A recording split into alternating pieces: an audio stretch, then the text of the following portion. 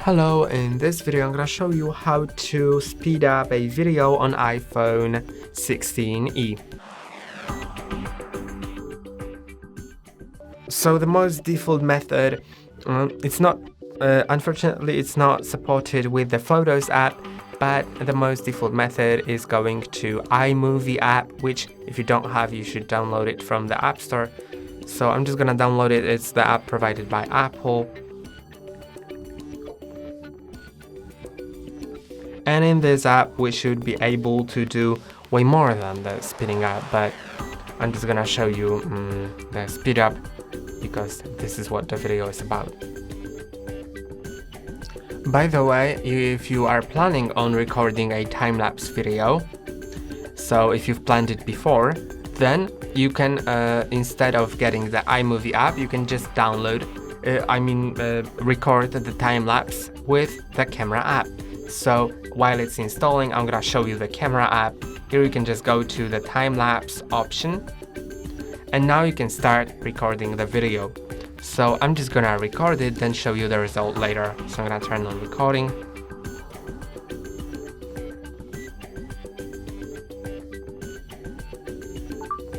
Okay, I have recorded it, and now as I go into that video, you can see it's all sped up. So it's great if you're, for example, assembling a model and you want to record the whole process, or if you're printing something on a 3D printer, or if you're driving and put your phone somewhere to record the whole route, or for many different things that you may want to do, like running as well. But now I'm gonna show you the iMovie options. So I'm gonna click on continue. I'm gonna allow full access to the photo library and to my music.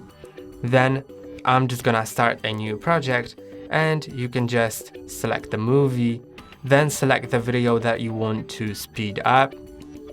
So I'm gonna select this 20-second one, then create movie.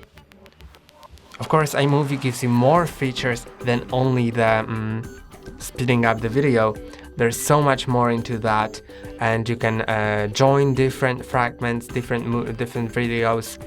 You can cut them, edit them like a basic video editor. And as I click on this part of the video, on this timeline, then I can click on the speed, and I can just adjust this bar to set it to 1/8, so it'll slow it down, or 2 times, so it'll speed it up. So you can set it from to speed it up from 1 time, so it'll just be the standard speed, or 1 1/4, 1 1/2, 1 3/4, or 2.